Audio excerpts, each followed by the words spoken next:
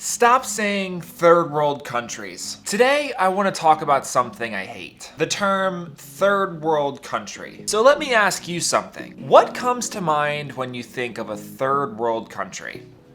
I'll wait. Okay, I'm done waiting.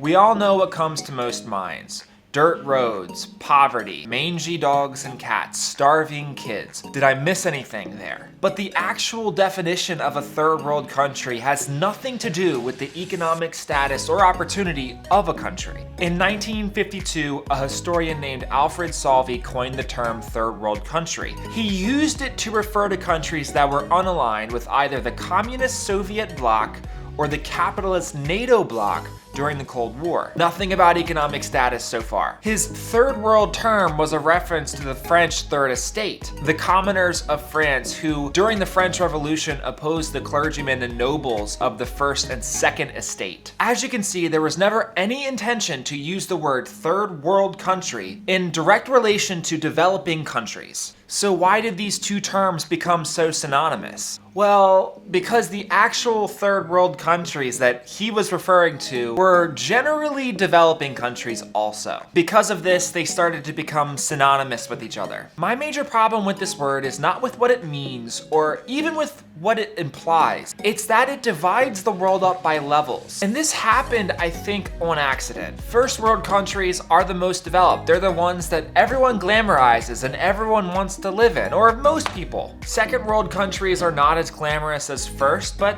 they're still middle of the pack. And then you have third world countries, the ones that everyone thinks so negatively of. The countries that, just because of the definition, have some sort of a metaphorical cloud hanging over them at all times, despite third world not meaning what we think it means in the first place. So it creates this unconscious hierarchy of places that makes a country either better than or worse than others depending on their status.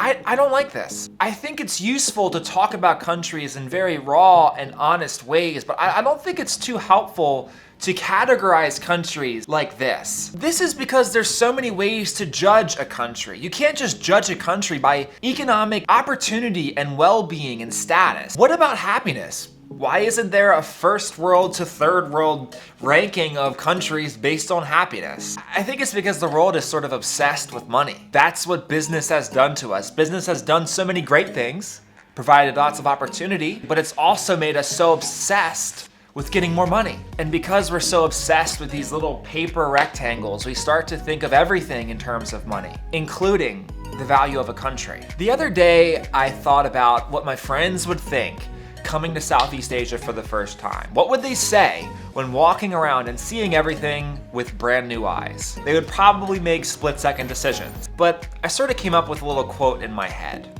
After the first 2 minutes of walking around, they would probably say, wow, these people have so little. But after 2 more weeks of staying in the exact same place, they'd probably say, wow, these people have so much. That tells you all you need to know about why we shouldn't be defining countries by first, second, or third world in the first place. Thank you for watching.